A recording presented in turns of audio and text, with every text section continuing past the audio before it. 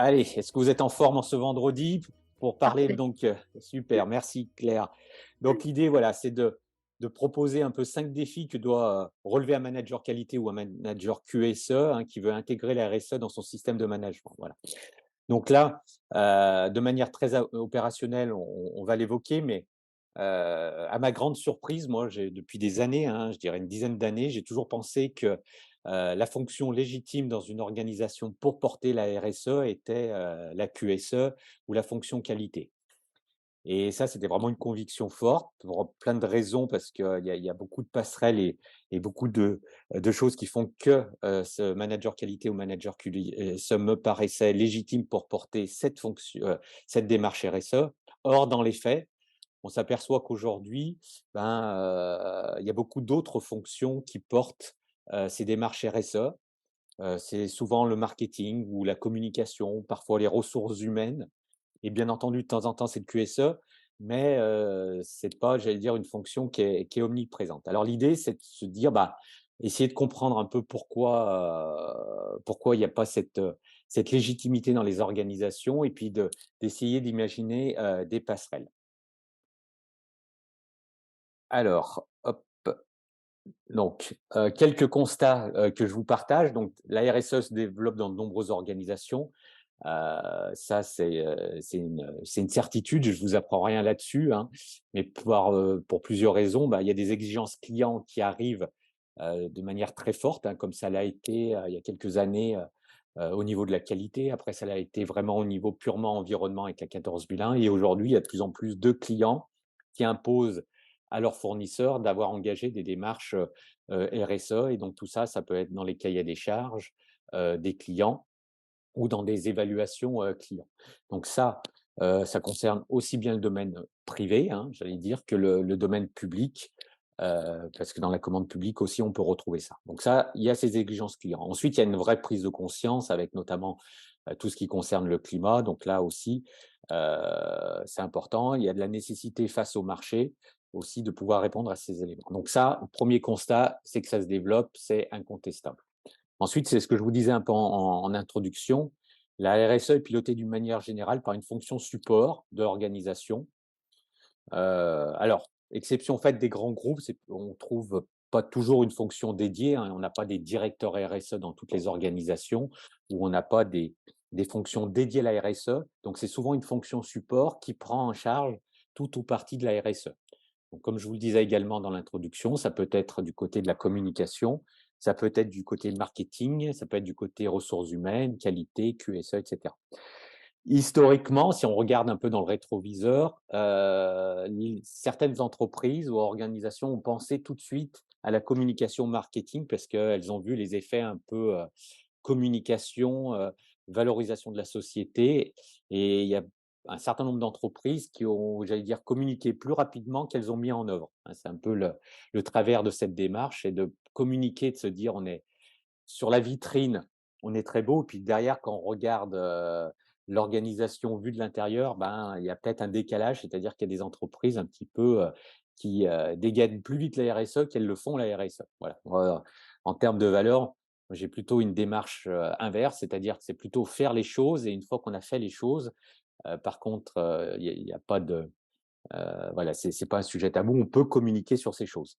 Voilà, certaines entreprises ont fait l'inverse et qu'elles ont communiqué plus vite qu'elles ont fait les choses et c'est ce qu'on appelle le greenwashing souvent, voilà. Et autre point qui est important, c'est aussi sur ces constats, le troisième constat, c'est que cette RSE est en recherche d'un modèle certainement universel. Alors effectivement, la norme ISO 26000 est là pour ça, mais c'est vrai que la norme 26000 est tellement dense et tellement complète que pour en faire un modèle, c'est quand même assez compliqué. Donc, il y a plein de choses qui existent. On parlera un petit peu des 17 ODD. Il y a d'autres modèles, mais la RSE est certainement autour de la recherche d'un modèle. Alors, ce que je vous propose maintenant, c'est d'essayer un peu de comparer ces deux univers avec un univers de la certification que vous connaissez peut-être si vous êtes là à cette masterclass avec tout ce qui est les normes ISO et l'univers de la RSE.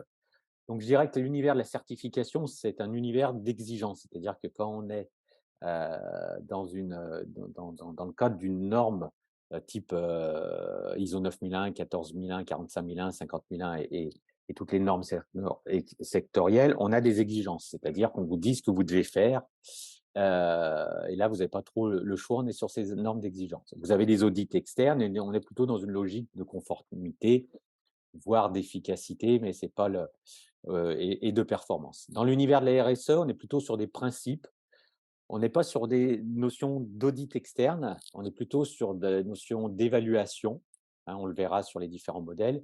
Et puis, on est plutôt sur des logiques d'impact, c'est-à-dire de mesurer les résultats accomplis, soit par des indicateurs RSE, par d'autres éléments. Voilà. Puis, je me suis amusé à dire, à prendre deux parties intéressées internes, à savoir la direction et le personnel.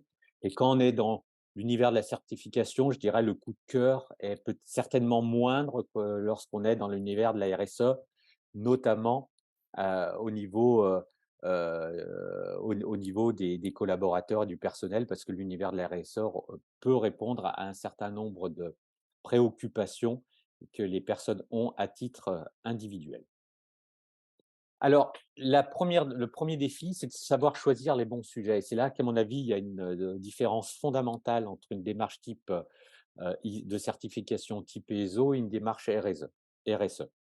Dans une démarche de certification, et ça c'est important, c'est qu'on ne se pose pas la question du quoi, c'est-à-dire que ce que l'on doit faire est défini dans les normes, on se pose uniquement la question du comment faire pour.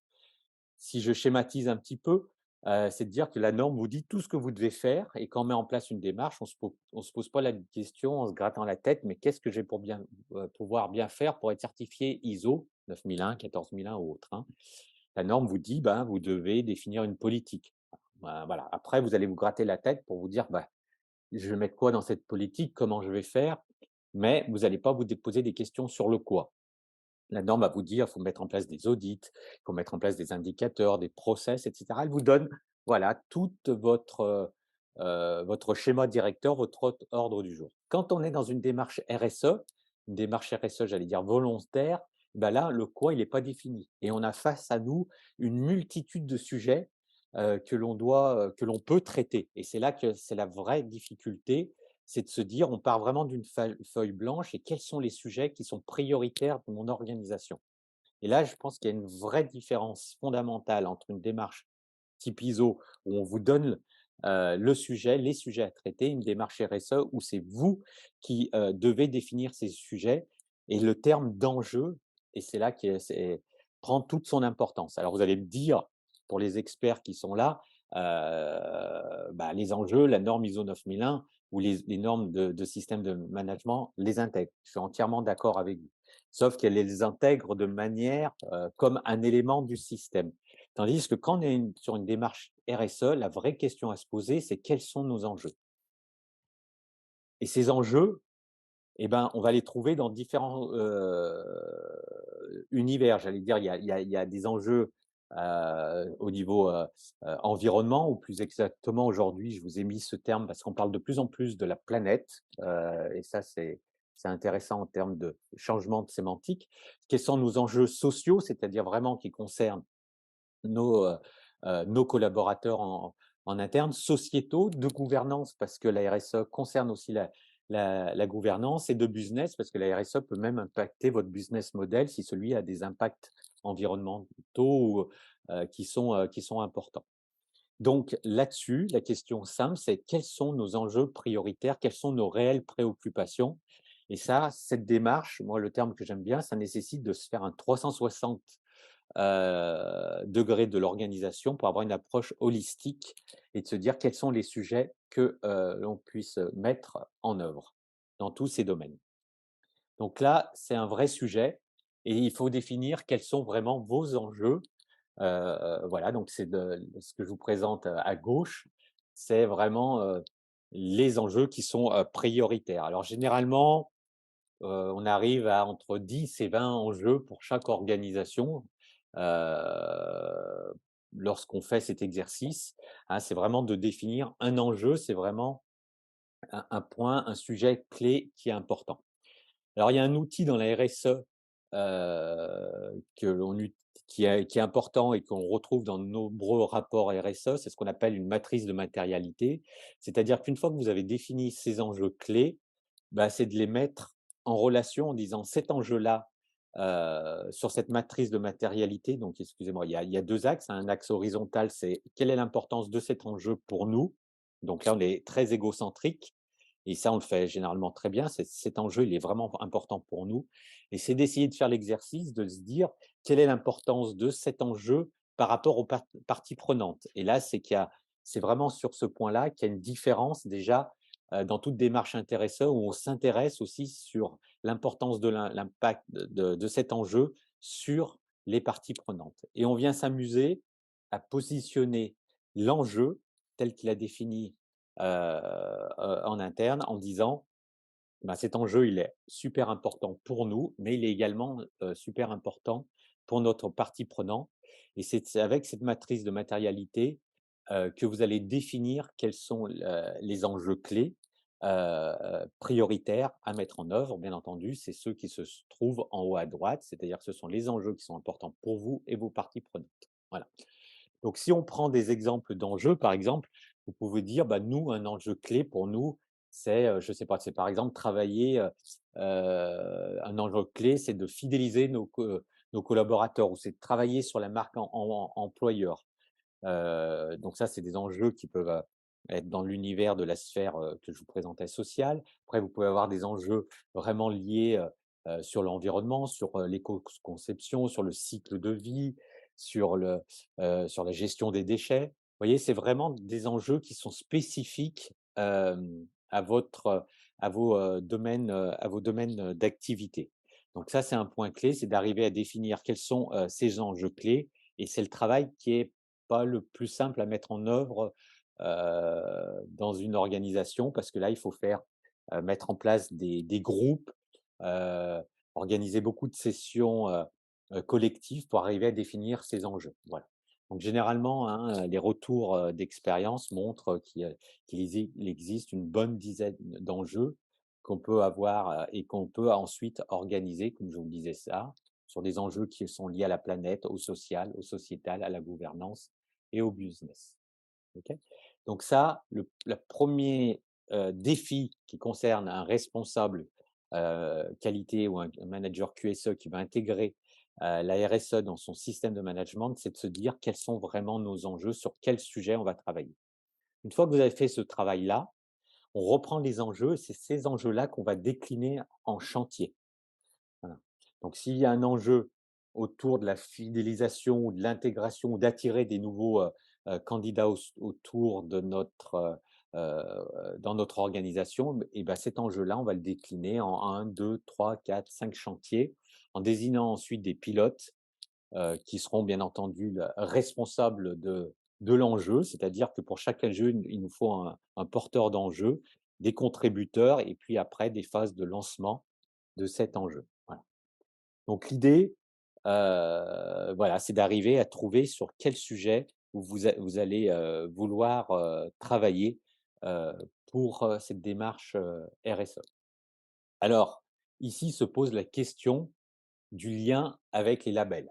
Parce que, effectivement, l'ISO 26000 étant tellement dense qu'il y a un certain nombre d'organismes qui s'inspirent de cette norme, de cette norme et qui font des labels dans différents, voilà, qui prennent différentes formes en intégrant, tout ou partie des éléments de la 26000, mais qui permettent de se dire d'avoir une reconnaissance externe en disant: «Moi, organisation, je suis engagé dans une démarche RSE et je peux en donner la preuve avec cette notion de label».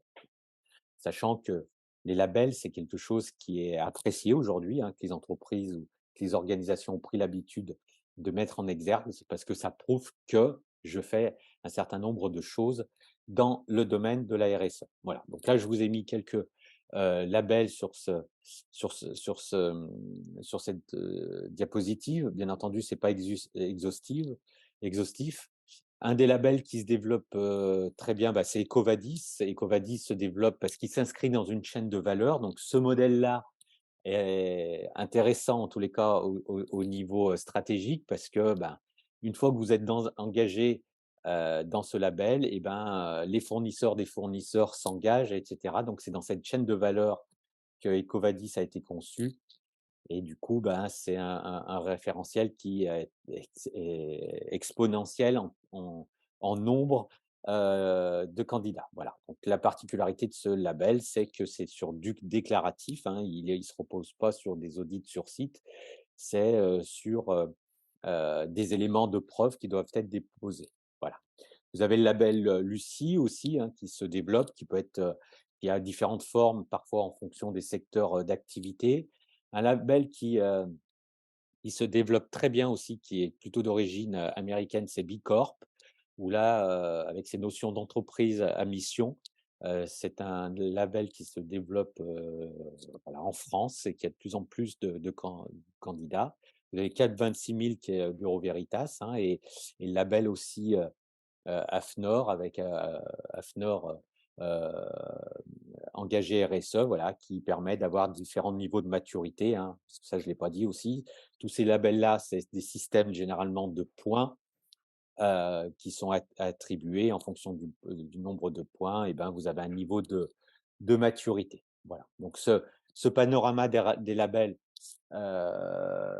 n'est pas exhaustif. Par contre, moi, ce que je voulais vous partager là-dessus, c'est que la question que je me pose, réellement, c'est de se dire: «Est-ce qu'il faut mieux partir, des enjeux?» comme je vous l'ai dit, en disant: «On se regarde nous, organisation, et on définit quels sont nos enjeux RSE principaux», ou est-ce qu'il faut, benchmarker comme on l'a fait sur des démarches type ISO, c'est à dire: «Je prends le label et puis j'apporte des éléments de réponse à chaque label». Comme je vous le mets sur ce transparent, pour moi, il est important de vraiment de pas se prendre la même démarche qu'une démarche type de certification. C'est de dire: «Je prends le label et comme un bon élève, je réponds point par point à chaque label». Je pense qu'il est important d'avoir la démarche inverse, c'est de se dire: «Nous, qui au niveau de notre organisation, quels sont nos enjeux clés? Quels sont les points clés sur lesquels on doit travailler en matière de RSE?» C'est une démarche introspective qui est fondamentale pour, se dire quels sont nos sujets prioritaires. Il ne faut pas toujours se coller, par rapport à un référentiel qui existe. Donc, on regarde d'abord ces enjeux et après, ben, on se dit, ben, par rapport au label que nous avons choisi, si vous avez choisi un label parce que heu, une, c'est pas indispensable, et ben, c'est quels sont les points, sur lesquels on doit peut-être travailler et qu'on n'avait pas prévu, initialement dans nos enjeux. Voilà. Pourquoi? Parce que si on travaille uniquement par rapport au label, parfois il peut avoir un risque, ça dépend le label que vous allez choisir, mais d'être simplement très scolaire et d'apporter des éléments de preuve en disant: «Bah, voilà, EcoVadis nous demande ça, ben, on met ce document qui prouve que». Tout ça, c'est ce qui est important pour moi, c'est vraiment qu'au sein de votre organisation, il existe une vraie culture RSE et que ça soit pas une culture purement scolaire en disant, «Ce label nous le demande, alors on le fait». Voilà. Donc là, moi, je positionnerais vraiment le label, d'ailleurs, je le fais aussi dans les démarches ISO, mais comme la cerise sur le gâteau et pas comme le gâteau. Je pense qu'il ne faut pas encore se tromper de combat. Il ne faut pas te mettre en avant trop le label. Il faut dire qu'on engage une démarche et que finalement, ce que l'on va obtenir comme reconnaissance, ça sera juste le résultat d'un travail que l'on a mené. Mais il faut arrêter d'être scolaire et de viser que le label. Il faut créer ces cultures RSE, c'est-à-dire que c'est des réflexes au quotidien qu'il faut créer dans l'organisation pour que cela fonctionne et pas simplement être bon élève en disant: «Ça, on nous demande ça, j'ai posté le petit document qui va bien sur la plateforme et j'ai eu une bonne note». Non, il faut vraiment devenir des organisations matures, responsables, à impact, et pour ça, je pense qu'il faut créer cette culture-là et d'intégrer, ces labels comme dans un 2e temps. Voilà. Voilà un défi, que je voulais vous partager. C'était le premier défi. Donc, le premier défi, hein, je le rappelle, c'est de savoir choisir les bons sujets, et ça, c'est fondamental, pour vous en tant que futur porteur de ce projet. Deuxième défi, c'est d'arriver à embarquer les équipes. Parce que alors là, c'est vraiment au niveau de la RSE, primordial, c'est d'arriver à d'avoir une démarche globale là-dessus et que tout le monde partage, la même ambition. Alors dans l'univers de la certification, Ça, je ne vais pas vous l'apprendre et je pense que chacun l'a vécu. C'est qu'il existe souvent une résistance au changement parce que les gens, ne comprennent pas forcément le sens de la démarche et de son utilité.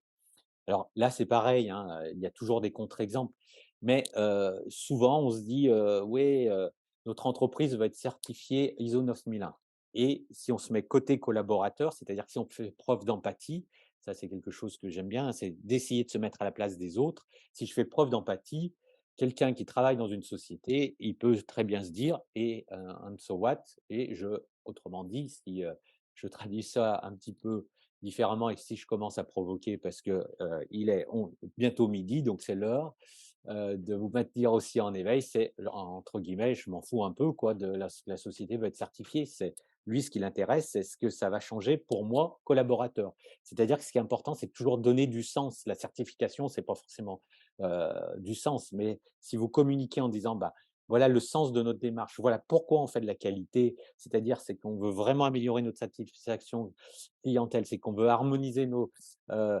nos façons de travailler, c'est qu'on veut rendre, robustes nos processus. Ça a plus de sens déjà qu'on veut être certifié ISO. Il y a pas de sens, on s'en fout à la limite qu'on veut être certifié ISO. Nous, collaborateurs, ce que l'on veut, c'est de voir quelle est l'utilité d'un programme. Voilà, donc ça, je suis dans l'univers de la certification. Dans l'univers de la RSE, là, il y a possibilité d'un engouement naturel et spontané si la c'est pas la demande, pardon, si la démarche a du sens, si on n'est pas dans le greenwashing.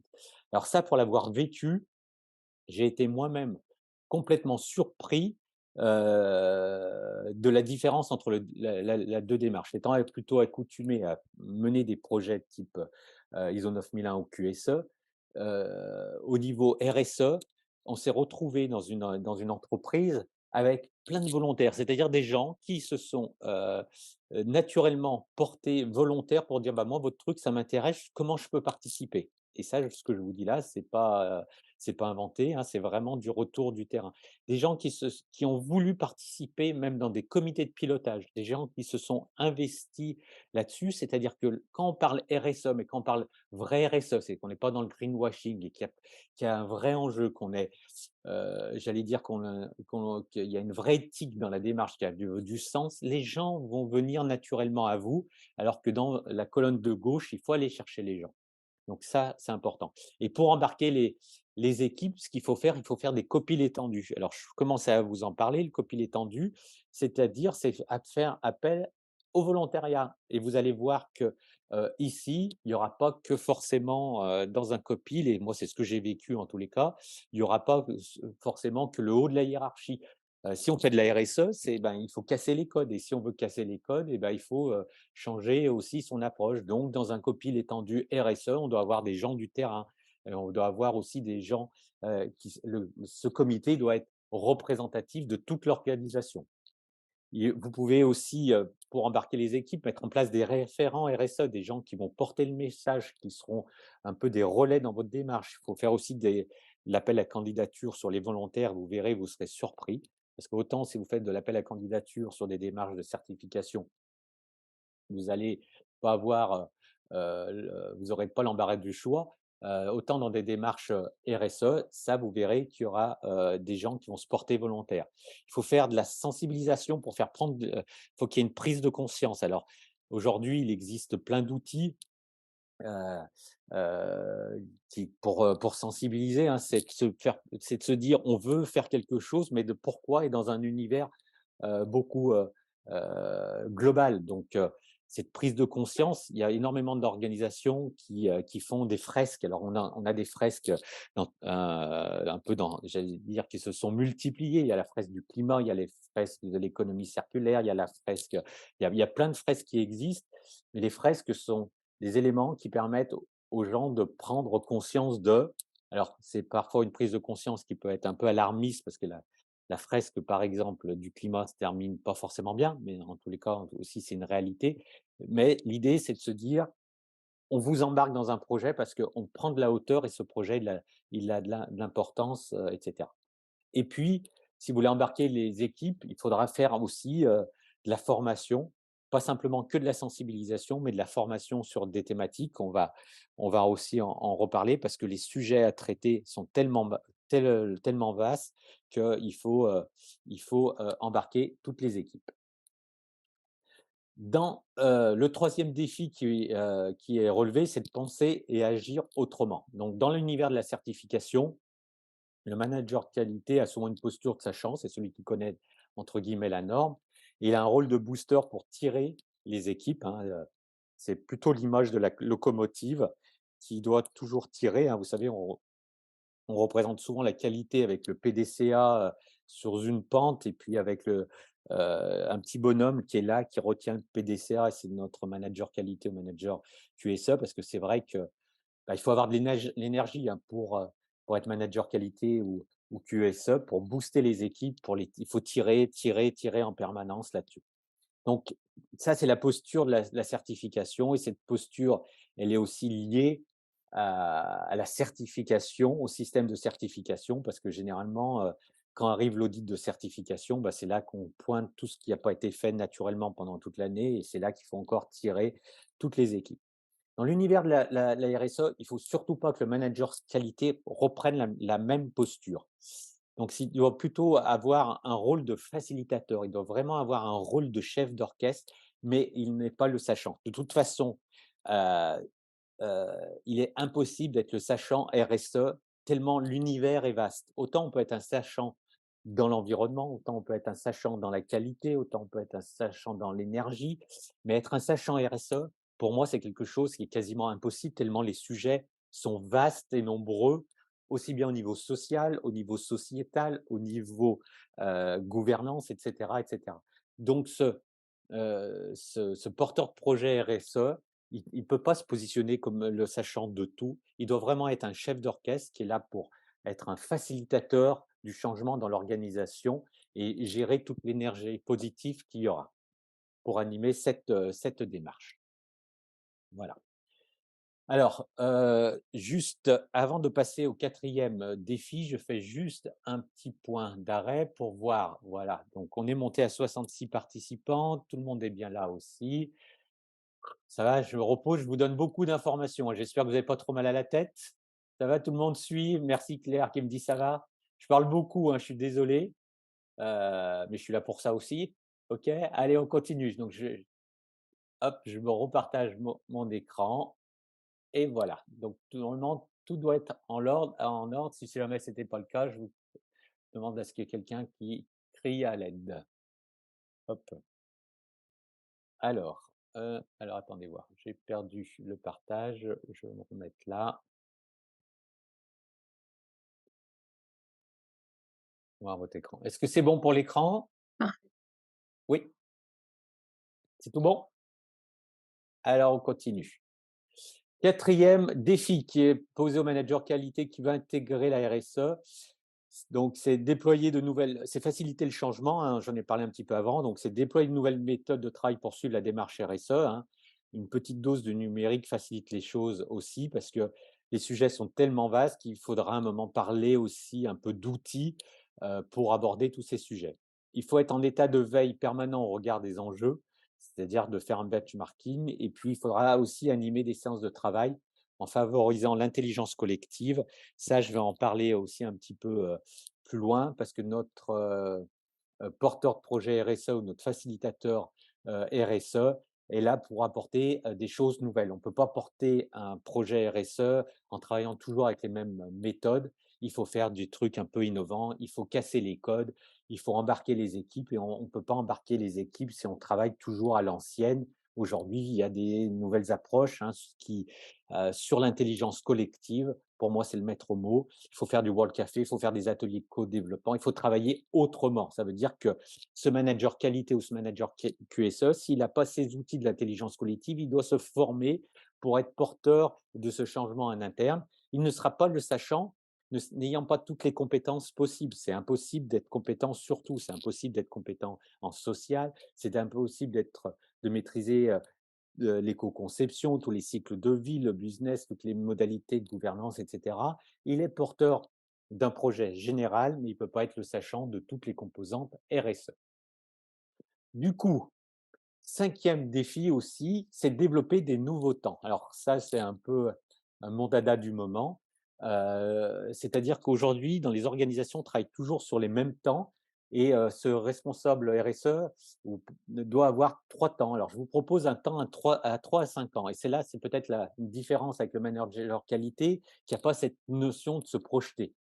Moi, j'aime bien poser, la question à un manager, qualité ou QSE, c'est de dire: «Est-ce qu'il a une vision stratégique sur l'évolution de son système de management?» Alors j'aime bien lui poser la question en disant: «Comment tu vois ton système de management dans 3 ans?» Et là, généralement, c'est le grand blanc, parce que c'est une question qu'on ne se pose pas. Mais c'est important de se dire: «Qu'est-ce que j'ai envie de faire de ce me système dans 3 ans?» Il faut arrêter de sortir du cycle qui est qu'annuel, ou mensuel ou trimestriel. Il faut donner une vision et pour donner cette vision, la question qu'on peut, se poser, c'est: «Que voulons-nous accomplir de grand dans les années à venir?» C'est-à-dire, quelle est cette démarche un peu disruptive que j'ai envie de faire? Donc ça, on peut le faire pour un système de management, mais on peut le faire aussi, dans d'autres approches. Donc ce manager qualité qui veut intégrer la RSE, il doit avoir une vision à long terme. C'est ce que je veux vous dire, c'est qu'il doit être stratège et il ne doit pas être simplement un opérationnel qui vit dans son univers de l'année.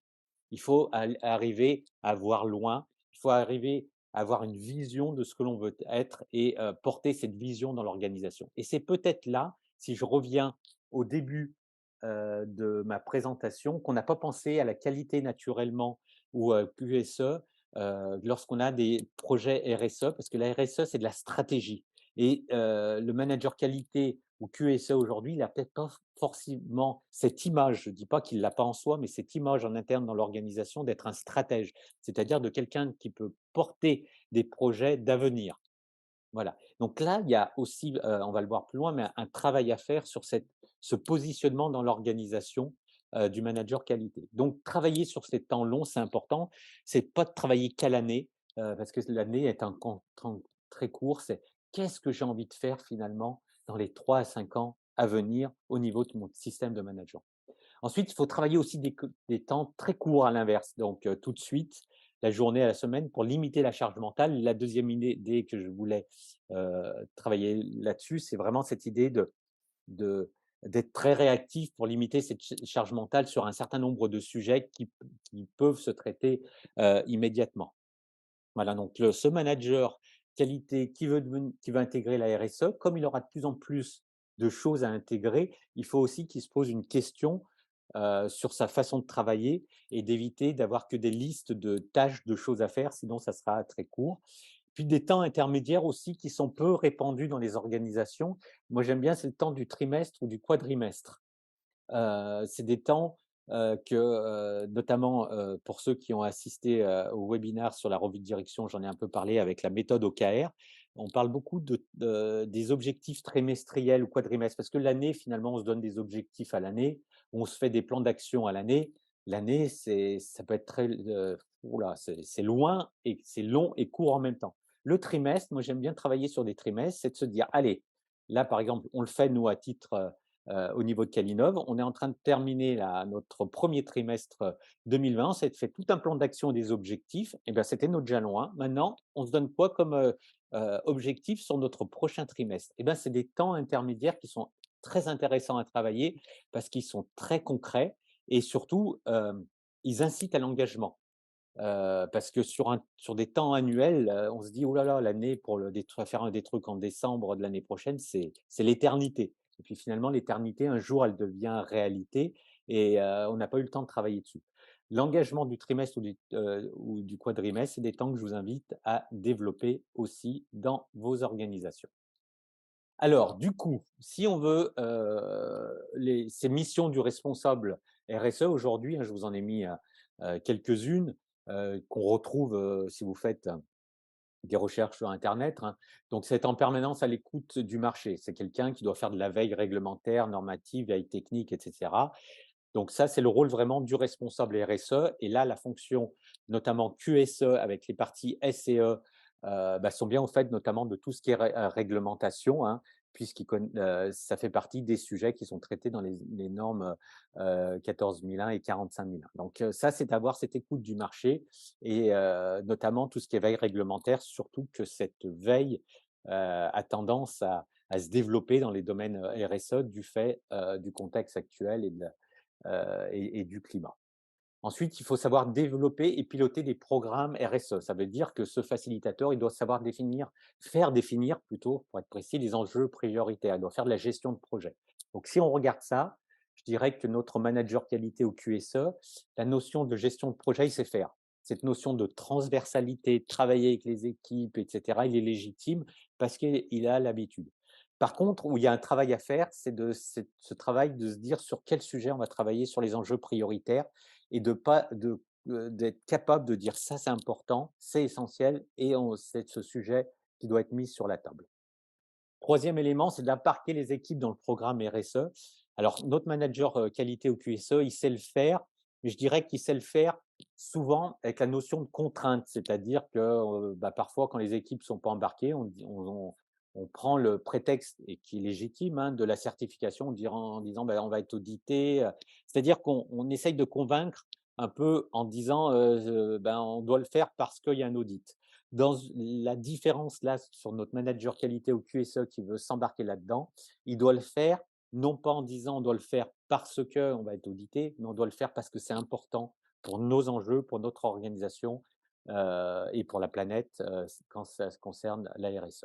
Donc il faut savoir sensibiliser, donc c'est pas sensibiliser autrement, c'est quoi? C'est sensibiliser pardon, autrement en sachant faire des animations qui soient ludiques, qui soient disruptive, qui embarque les gens, c'est-à-dire que si les gens te disent: «Ouais, c'est bien ton truc, et j'ai compris pourquoi il faut y aller. Je comprends le pourquoi avant le comment» et souvent, on a tendance à communiquer plus sur le comment que sur le pourquoi, c'est-à-dire, voilà comment on va être certifié, non pourquoi on s'engage dans une démarche, pourquoi on fait de la RSE, ça c'est important.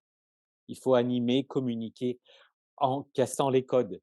Aujourd'hui, c'est important de casser les codes. Si vous voulez animer, si vous voulez sensibiliser, il ne faut pas le faire trop à l'ancienne avec les outils traditionnels. Il faut le faire de manière disruptive. Pour ça que tout à l'heure, je vous parlais un peu du numérique. Il y a plein de façons de le faire pour embarquer les équipes de manière intéressante. Il faut savoir dialoguer avec les parties prenantes. Alors là, notre manager qualité QSE, il a déjà travaillé sur les parties intéressées là-dessus, mais il a travaillé, je dirais, dans une logique, attention, je provoque un peu, de dessiner, c'est gagné, quoi. L'idée, c'est que le livrable qui est sorti des démarches ISO de certification, c'est de faire une belle marguerite ou une petite matrice des parties prenantes. Et puis, sincèrement, sur le terrain, il ne se passe rien. Non, attention, quand on est dans une logique RSE, c'est dialoguer. La RSE parle de dialogue avec les parties prenantes. Ça veut dire que c'est pas simplement dessiner, c'est gagner. C'est de se dire, je fais quoi de cette matière? C'est comment je dialogue? C'est-à-dire que il faut rencontrer les gens, il faut les parties intéressées, il faut instaurer un dialogue, il faut avoir une culture du partenariat. Souvent dans les entreprises, il y en a qui sont encore à l'âge de pierre. Ils ont une culture du fournisseur. C'est celui qui est là qui est juste pour me délivrer des produits que je vais essayer de que j'ai aucune relation avec lui. Donc il y a un nouvel état d'esprit aussi à instaurer. Donc il faut savoir dialoguer avec les parties prenantes et ça, c'est un vrai rôle et un vrai job, important. Il faut animer la démarche en utilisant, l'intelligence, collective. Ça, c'est aussi un point clé et donc ça, j'en ai parlé, hein, c'est-à-dire qu'il faut connaître les nouveaux outils de l'intelligence, collective. On n'anime pas de la même façon et enfin, il faut réaliser un reporting sur les résultats parce que cette notion de reporting RSE est important. On va le retrouver dans différents domaines. Donc on va le retrouver avec des indicateurs, ce qu'on appelle extra-financiers, c'est de dire, c'est de rendre compte et puis on va retrouver sur des actions réalisées. Donc ça, notre manager qualité QSE, dans les gros livrables qu'il a l'habitude de faire, c'est peut-être, heu je dirais, moi, il y en a 2 qui me viennent à l'esprit. C'est pour ceux qui ont gardé un peu leur manuel qualité, ça peut être ça présente l'organisation en général. Il y a la revue de direction qui présente aussi en manière, globale les différents résultats, mais la revue de direction, elle est pas destinée à l'extérieur. Là, de faire un reporting, c'est un super exercice. C'est d'arriver à faire une synthèse de tous les éléments qui ont été faits et finalement, c'est le Rex un peu annuel de tout ce qui a été fait en RSE et donc ça peut prendre la forme d'un rapport RSE, qui peut être structuré. Alors après, vous avez un certain nombre d'obligations quand on le fait dans certaines démarches par rapport à certains référentiels, ou de le faire de manière totalement libre, mais c'est de se dire: voilà nos avancées là-dessus et voilà les sujets que l'on souhaite encore travailler et d'être transparent vis-à-vis des, parties prenantes. Alors, par rapport à toutes ces missions, hein, je vous en ai déjà parlé, il faut que notre responsable ou facilitateur RSE, il a une appétence pour le développement durable. C'est de se dire, bah, il faut quand même qu'il soit sensible à ces notions-là et qu'il soit un peu exemplaire. Alors attention, je mettrai juste une tête limite, il ne faut pas qu'il soit extrémiste dans ses approches parce que ça peut être toujours dangereux et là, il va être en décalage. C'est-à-dire qu'il faut être modéré aussi dans ses approches, hein, parce que sinon, il y a risque de décalage avec le reste de l'entreprise. Il faut vraiment en avoir un esprit d'analyse et de synthèse, ça c'est vraiment un point clé. La synthèse, c'est d'avoir la capacité de se dire: «Ça, c'est essentiel, ça, c'est important, ça, c'est fondamental». C'est pas de vouloir traiter trop les sujets et là, peut-être je fais une petite, remarque par rapport à ma connaissance un petit peu parfois aux managers qualité QSE, c'est de se dire qu'ils ont une approche parfois trop analytique. C'est de rentrer de on va tout faire et on met tout dans les tuyaux. Non, sur la RSE, c'est tellement vaste qu'on n'a pas le temps, les ressources de tout faire en même temps. Il faut avoir une capacité d'animer des réunions en mode collaboratif. J'ai parlé de l'intelligence collective. Il faut avoir un bon sens relationnel, ça c'est fondamental, parce que vous allez être le représentant, de la RSE donc il faut que vous soyez exemplaire et voilà, et exemplaire et modéré, hein, aussi. Mais il faut que vous ayez que les gens, ils ont envie de vous parler, que vous représentiez, vous soyez le représentant des valeurs que vous allez défendre. Il faut que vous soyez autonome et prise d'initiative. Il faut faire preuve d'empathie. Donc ça, c'est un point, essentiel qui me paraît important, c'est essayer de se mettre à la place des autres, d'essayer vraiment de comprendre et là, je pense qu'il y a un vrai travail de fond aussi à faire peut-être parfois pour certains managers qualité ou QSE. Parce que moi, sur le terrain, il y a toujours tendance, où les gens se mettent pas à la place de l'autre, parce qu'ils disent: «Oui, mais moi, ils font jamais ça» ou «Un tel fait jamais ça, la direction n'aime pas». Et moi, j'aime bien poser cette question, en tous les cas, c'est de dire, «Je vais peut-être te vexer là, mais moi, à la place de ta direction, ton truc, je ne l'achète pas. À la place, si j'étais pilote de processus, ce que tu me présentes, ton truc, ça me fait vraiment pas rêver et je le fais pas». Donc cette empathie, c'est de se dire: «Si je suis à la place des autres, est-ce que vous achetez finalement l'élément qui vous est présenté?» Ça, c'est vraiment important. C'est essentiel. Parce que les gens se mettent en situation de, sinon après de ben, ouais, ouais, c'est les autres qui font jamais rien. Mais mettez-vous simplement, posez-vous le temps. Est-ce qu'à la place des autres, vous le feriez? Est-ce que la place des autres, vous serez un élément moteur? Est-ce que votre truc, il est vraiment accessible? Ça, l'empathie, c'est essentiel quand on conduit des projets. Alors après, il y a toujours des résistances qui peuvent exister, hein, par rapport au changement. Ça, c'est indéniable parce qu'il y a des gens qui veulent pas du tout changer. J'allais dire, c'est peut-être les 10 de gens qui vont rester. Voilà. Capacité à distinguer l'essentiel, ça j'en ai parlé et le fait d'être communicant, j'en ai aussi parlé.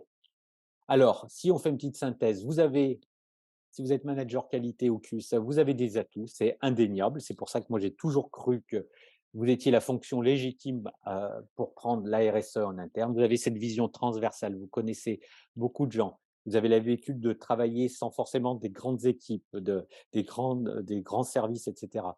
Vous connaissez la réglementation applicable, ça c'est un atout, notamment en matière de QSE, donc là-dessus c'est aussi, indéniable et vous savez faire aussi ce management transversale que j'ai évoquée. Voilà. Et puis, en autre atout, vous avez ce système de management qui est structurant aussi.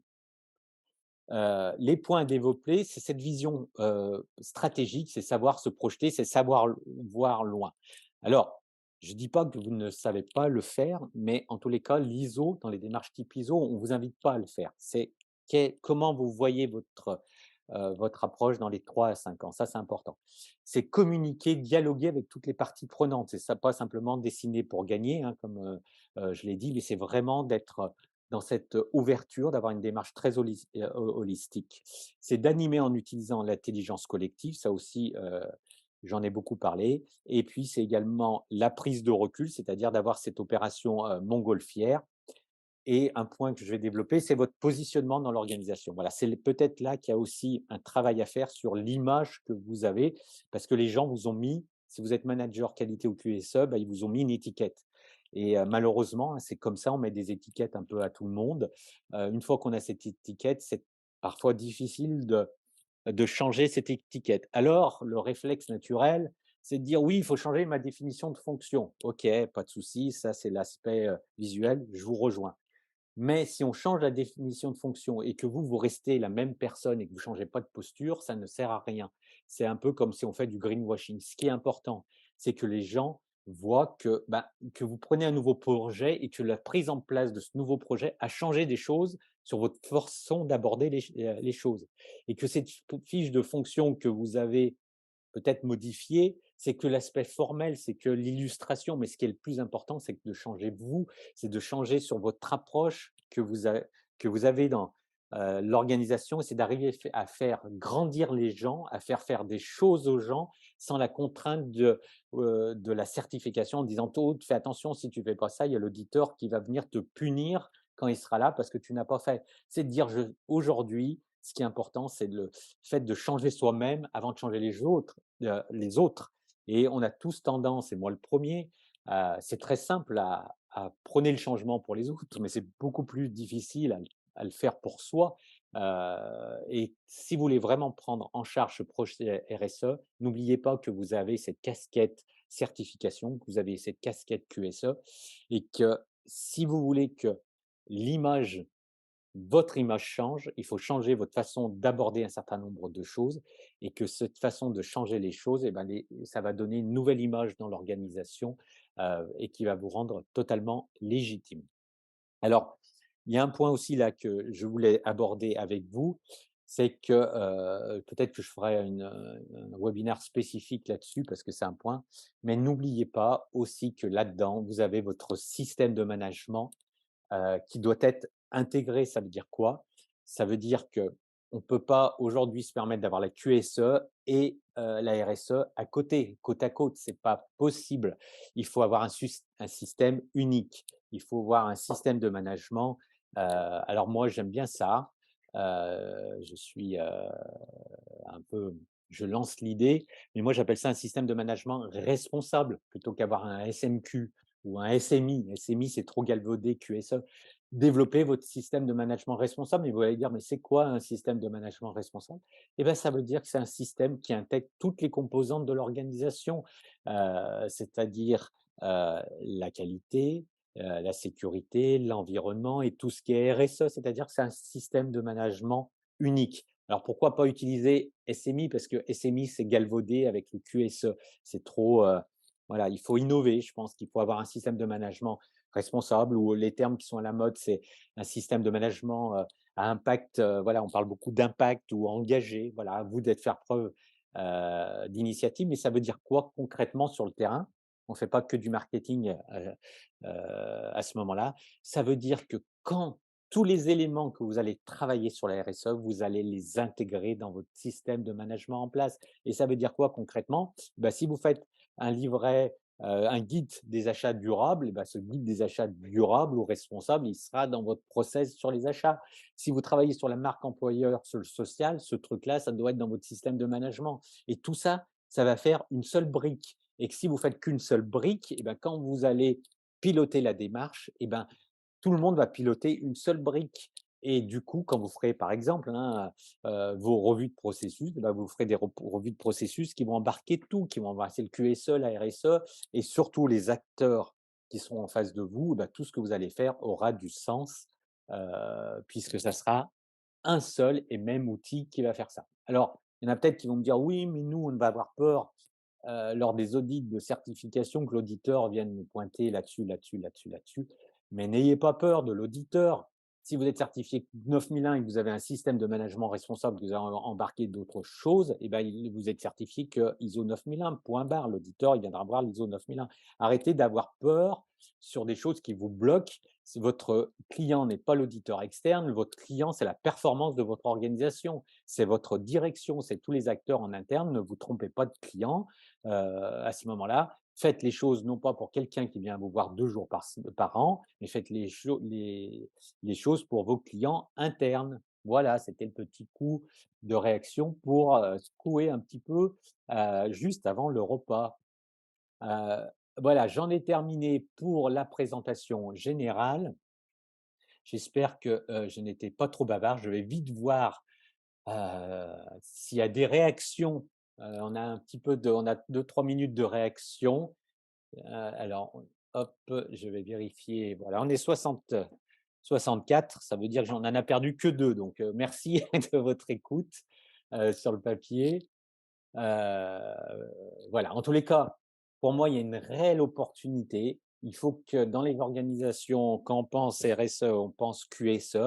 Si on ne le pense pas, c'est pas la faute aux autres. Il faut se poser la question du pourquoi. C'est pourquoi. Et moi, je me suis vraiment posé la question. Je pense que le QSE doit être plus stratégique. Il doit être plus visionnaire. Il doit être plus disruptif. Il doit être plus attractif. Tout ça, c'est important. Donc ça veut dire que celui qui a appris à travailler que par la peur de la certification, il passera pas. Il passera pas, c'est impossible parce qu'il sera trop opérationnel. Celui qui est trop terrain, qui est trop dans l'analytique, qui est trop qui a pas cette vision, cette hauteur, il ne passera pas. Il faut vraiment que il faut avoir voilà, cette vision. Alors, ça amène un vrai sujet, c'est le vrai sujet et c'est une vraie question, c'est de dire: «Est-ce que moi, aujourd'hui, responsable QSE, est-ce que je suis fait pour porter de la RSE? Ça, c'est la vraie question. Parce qu'il y a des moments, vous savez, c'est comme, quoi, je sais pas si, en management, tous ceux qui sont super bons, techniquement, et ben, on leur dit: «Bah, tu es super bon techniquement, on va te mettre, manager d'une équipe». Et là, souvent, c'est la catastrophe parce que ceux qui aiment faire de la technique, ils aiment pas manager. Bah, il faut peut-être se dire, avoir le courage de se dire: «Est-ce que moi j'aime bien faire la QSE, j'aime bien tout ce qui est terrain, j'aime bien l'opérationnel. La RSE, c'est peut-être pas pour moi». Il faut avoir simplement le courage de se dire que c'est peut-être pas un sujet qui fait partie de mes pas mes convictions, c'est pas le terme, mais de ce que j'aime faire. Parce que finalement, on est bon quand on fait les choses qu'on aime faire. Alors, je vais regarder les petits nouveaux messages pour voir s'il y a quelques réactions. Hop. Le webinaire sur la revue de direction, oui, je le repasse. Il y a un lien, qui a été donné pour ceux qui étaient inscrits et on le remettra sur la prochaine, la prochaine newsletter. Heu, tac tac, donc heu, ben, oui, alors oui, voilà, il y a Marine qui nous dit que la vision obsolète de la direction cloisonne parfois le RQSE. Je suis bien d'accord, bien d'accord. Donc, l'idée, bah, c'est d'arriver à faire changer, les choses en donnant une nouvelle image. C'est difficile, hein, je ne veux pas dire que c'est facile, sinon, ça se saurait. L'idée, c'est d'essayer d'apporter des choses nouvelles. Alors, c'était l'idée de la revue de direction, de mettre en place des petites choses qui changent, de donner une nouvelle image, de faire grandir, les gens par l'exemple et par des choses très concrètes. Et surtout, posez-vous la question: «Pourquoi ma direction n'achète pas mon système?» Est-ce que mon système, il a été prévu en lien avec les préoccupations de ma direction? C'est la fondamentale. Si quelqu'un n'achète pas quelque chose, c'est qu'il a des croyances par rapport à ce quelque chose. Donc arriver à à à travailler là-dessus. Ouais, merci Gilbert. SMR, ça flash. OK, ouais, bah, voilà, c'est le système de management responsable. Moi, j'aime bien ça, et qui embarque tout le monde. Oui, il y a Christelle qui nous dit que l'auditeur sera au contraire favorable car le 360 de la RSE enrichit les sujets. Oui, c'est le cas de 80 d'auditeurs ou 90, hein, peu importe. Il y en a qui parfois n'ont pas toujours compris, mais ça reste effectivement qu'aujourd'hui, une faible base. Bon voilà, bah, Banel adore le SMR aussi. Merci Banel. Géraldine, d'accord, pour cette présentation. Bah, il y a beaucoup déjà de remerciements. C'est moi qui vous remercie d'être là, parce que si je suis tout seul, c'est moins facile de parler. La vision, nous dit Marine, stratégique dépend de la place donnée au RQSE par la direction. Oui, tout à fait, hein. Ça va dépendre, bien entendu, de la compréhension qu'aura la direction. OK, je passe tous les remerciements qu'il y en a beaucoup. OK, démarrage, un grand merci. Bon, bah, super. J'avais peur sincèrement que ça soit un peu plus conceptuel par rapport à ça. par rapport à la dernière, mais visiblement, il y a des super retours. Je vous remercie, hein. L'idée, c'est que faire des choses qui vous intéressent. Nous avons décidé de faire de telles qualités RSE, est-ce pertinent? Alors ça, c'est donc de séparer, oui, la vraie question de toute façon, et j'en terminerai là-dessus sur les questions. La vraie question de toute façon, si on se pose la, la- la remarque, on aime bien faire des petites cases de partout, surtout dans les organigrammes. Alors on a une petite case qualité, on a parfois une petite case HSE, donc les deux ne sont pas forcément au même endroit, comme ça fait une petite case. Puis on a une troisième case RSE, puis on peut avoir une petite case, une autre case, etc. Et puis on divise un petit peu tout ça. Moi, je pense qu'à terme, un jour, il y aura des directions de la performance globale ou des choses qui, en dessous de ces gens-là, ils contribuent tous à la même logique. C'est de rendre performante l'organisation, que ce soit au niveau qualité, orienté client, satisfaction client, business, que ce soit HSE, que ce soit RSE, tous ces gens contribuent à la même chose. Donc un jour, on arrivera à éviter de tout segmenter. C'est comme tout, parfois, il y a encore beaucoup d'organisations où il y a un SMQ, puis il y a un truc à côté pour l'environnement ou l'HSE. Alors, il y a plein d'explications à ça, etc. Mais souvent, il ne faut pas se leurrer, c'est souvent des problèmes de territoire. C'est dire, voilà mon territoire, et on raisonne tellement organigramme et on aime tellement se situer par rapport à ça que tout est souvent question de pouvoir, de territoire. Je pense qu'un jour, il va falloir arriver à grandir par rapport à ça et d'avoir des organisations qui soient le plus transverses possible. Ces notions d'avoir des directions de la performance globale, on y arrivera. Ça s'appellera différemment ou ça sera là-dessus, et on aura tout au parti de ce que je vous ai présenté. Voilà. Il y a une question qui a été posée, oui. Donc là, j'en profite, là, c'est 12h30, juste pour vous faire passer 2 messages, et je vous mettrai le lien avant de se séparer. Le premier, je vous invite si vous allez sur notre site Calinov, dans la partie, je crois, fondateur, à vous abonner à la newsletter Inspiration, voilà, qu'on essaye de faire mensuellement. Et là, on vous mettra le replay et effectivement de la revue de direction et de tous les éléments qui ont été faits. Et le deuxième, c'est la petite côté pub. Je lance justement en juin une masterclass dédiée vraiment aux managers qualité et QSE qui veulent intégrer la RSE dans leur système de management. Donc, c'est vraiment une masterclass, pas sur la RSE spécifique, parce qu'il y en a plein d'organismes qui font ça. Nous, notre particularité, c'est de se dire, on fait un petit schéma rapide de ce qu'est la RSE. Voilà, mais c'est comment on intègre ça, c'est comment on détermine les enjeux, comme on a vu prioritaires, quels sont les outils à utiliser, comment on fait tout ça. Donc, je vais vous mettre juste le lien avant de se séparer. En tous les cas, merci d'avoir été aussi nombreux, et je vous dis à très bientôt. Bonne journée. Merci à vous.